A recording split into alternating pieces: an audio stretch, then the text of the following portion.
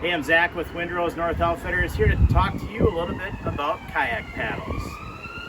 So right now I've got two paddles that we stock in our store. The first one and the most affordable is going to be the aluminum paddle. The aluminum paddle is, as the name implies, made out of aluminum, the shaft itself. And it is the most economical because aluminum is lower cost to produce. And it is a little bit heavier. So in paddle quality world, the lighter the paddle, generally the more expensive it is. So this guy here is a nice paddle. It does have 3 different positions at what we call the ferrule, or the middle point of the paddle. It has some protective gripping because as aluminum heats up, it gets warm on your hand. So, or in the fall when it starts to cool off, it'll be cool. So this kind of keeps that paddle shaft temperate in your hand. These are called drip rings. There's one on either side of the paddle shaft. And then of course your blades. The blades are made out of nylon, they say, but basically it's like a plastic. They're really indestructible. So this paddle is made by Bending Branches out of Wisconsin, Osceola, Wisconsin. And the other one is also made by Bending Branches. This is a subsidiary of Bending Branches called Aquabound. And so right here you've got a carbon fiber shaft, and you notice there's no paddle grip because that remains sort of nice temperature throughout the whole paddle season. Again, you have drip rings.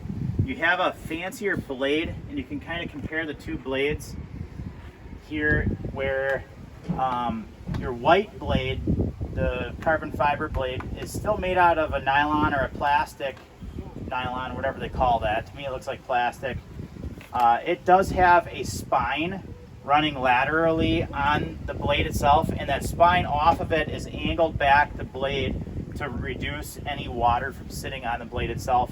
Whereas in the economical blade, which is still a great blade, they don't have what they call that dihedral, or that spine. In fact, it's almost the opposite. There's a little bit of a dip to it. The blade is not as big, so it has less surface area to move water, and the blade is a little stouter, so it's going to be a little more work to push that blade through the water. Whereas the Aquabound Stingray series, and there's all different types of blades you can get. Stingray is just one of the designs. Manta ray is another design. Manta rays are obviously a wider kind of fish, and so it would be a wider type paddle surface for more of that power stroke paddler that's wanting to just do short bursts of energy and get themselves further. This touring blade is made to go for longer distances, just with that design. And this is available in a carbon fiber mock-up, which would make this blade even lighter weight yet, but we wanted to keep it affordable, and most of our paddlers here are recreational. So they don't need that super technical paddle, but they want to have a lightweight paddle that is fairly indestructible, and that you get with the Stingray series by Aquabound. Another area is the paddle length, and so there's different types of lengths that you can use, and I'll talk about those in just a second. Okay, so then the next thing that we kind of talk about, once we kind of determine if we want to go with more of a price point or a carbon fiber, this being $75, this being $175, is the paddle lengths themselves.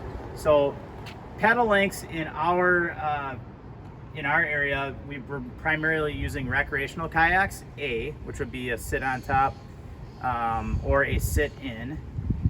Then the second paddle type would be more of a fishing kayak application, which again is a sit on top, but is a little bit wider just because of the stability. You can sit, you can stand on a fishing kayak, whereas our recreational boats, you tend to sit more often.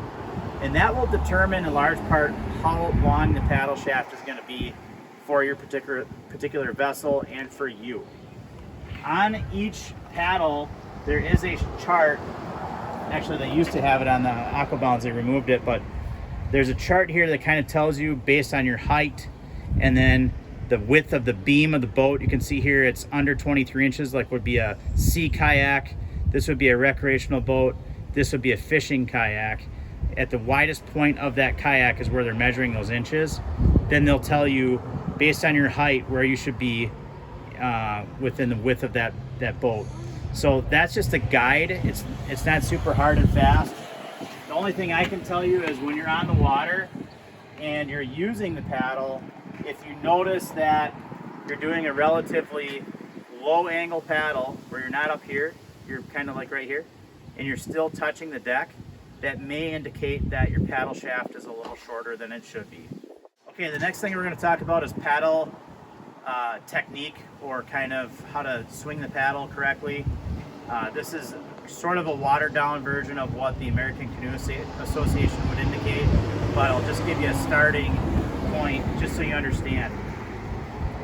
So when you're looking at the paddle itself, the paddle blade, you always want to have the blade itself read correctly. So we have because this paddle is equipped with letters on it that are in English, we can see that this says bending branches, and this indicates, for no other reason, the correct orientation of the paddle blade. So if I were to switch it like this, you could see pretty quickly and clearly that this is upside down now, and this would be the incorrect way to hold the paddle blade.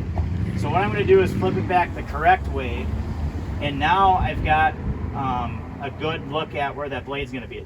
The next thing I'm going to do is I'm going to orientate my dominant hand, which we're going to assume is your right hand, to the top of the blade, and then that way I know where my home position is, so I'm correctly on the paddle shaft. I'm holding it correctly. This model obviously has that nice black tape on there, so it gives me a home position or reference point that I can place my hand on and get a pretty good idea where I'm supposed to be on that paddle shaft. Finally, what I'm going to do is make sure that that shaft is where I need it to be, and I'm going to make sure the center, or the ferrule, the center point, ferrule cat, I don't know why they call it a ferrule, is going to be right in the middle, and I want to be 90 degrees roughly at the elbows. It doesn't have to be perfect. You can be towed in a little bit or even a little bit out if you prefer, but generally speaking, here's your guideline.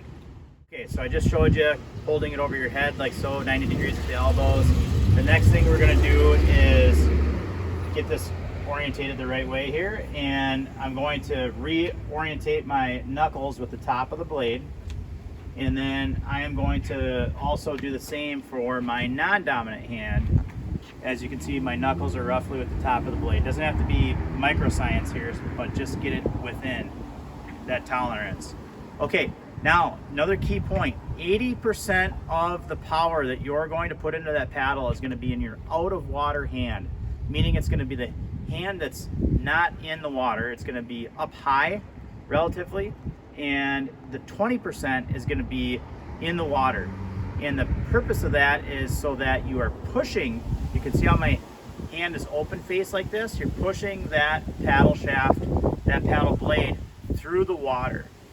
And the 20% down below is just going to be guiding that paddle blade, so it's not getting all squirrely like this. It's going to be nice and smooth coming through the water, and that's key.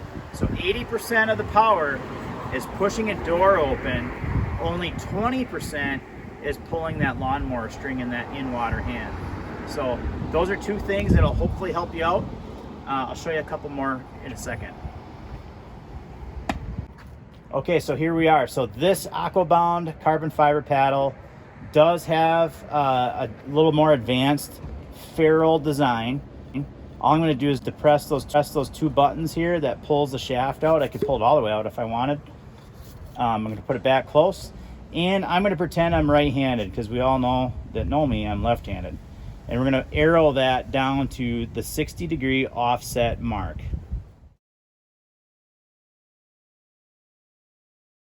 Put it back in. So one of the things you're going to notice is when you're using a paddle at the 0 degree, so here's the 0 degree, when your out of water hand is up and it's a windy day out, the blade itself is orientated so it's pushing the wind. Okay, you can see right here where it's actually 90 degrees to the wind. that adds about 15% weight to your paddle stroke. And it's a little bit variable, depends on the day, how windy it is, but it can add 15% for sure to your paddle stroke, making you more fatigued. And you will notice it if you're going any bit of distance. So the way I did this on the Aquabound, and you can offset your paddle on either one of these models, it doesn't matter. On the Aquabound here, I'm going to orientate myself. I'm again pretending I'm right-handed. I've got my blade, my knuckles in line with my blade, the top of the blade, and my out of water hand on my non-dominant side at this point. So my in water is down here, my dominant hand is in the water, my non-dominant hand is slicing through the air. So it's cutting into the air more efficiently. It'll make that paddle stroke a lot lighter. And here's how you do it. Okay, so step one is make sure you understand where your right hand, your dominant hand is going to be. Again, can't say this enough, knuckles and blade. You're going to be in line right there. And all you're going to do with this hand when you're going through this motion I'm going to show you is you're going to be what I call revving the motorcycle. Now, some people that don't ride motorcycle, they will rev it this way. That's wrong. What we want to do is rev it towards your body, just like that. So I revved it back. Now I'm going to put it back into the home position, and I'm going to rev it back again. That's the motion. You'll notice that's the motion, and also that my hand was in contact with the paddle shaft that entire time. At no point did I loosen my grip. So again, here we are at home position. We're going to rev that motorcycle back just a quarter turn of the wrist, maybe not even. Okay, now we're doing a regular home position. This wrist will be at the home position when my out of water hand and my non-dominant hand is slicing through the air. Now, conversely, we'll talk about the left hand, my non-dominant in this case. We're going to finish our purchase on our right hand, and then now I'm going to extend my left elbow out. I'm going to do a slight wrist rotation. I'm revving the motorcycle with my dominant hand, and I'm allowing the paddle shaft to slip through my grip on my non-dominant hand, and that's going to bring the paddle blade in line with my knuckles so that I can actually purchase with my non-dominant paddle stroke.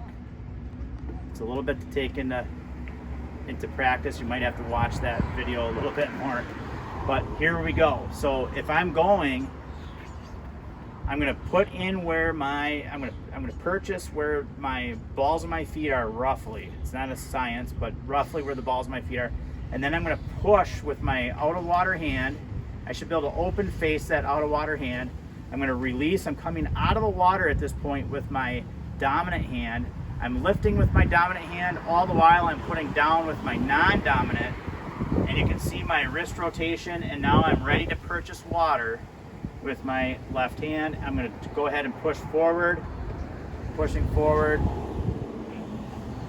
and then I'm going to be able to lift that paddle blade out. I'm going to rotate my motorcycle forward now at this point, and I'm purchasing water nice and smoothly. Now I'm going to rotate my wrist back again, revving the motorcycle, coming in for a smooth landing on my non-dominant. It'll take some practice, but that's what you want to look for. Again, making sure that the paddle is orientated correctly in the first place.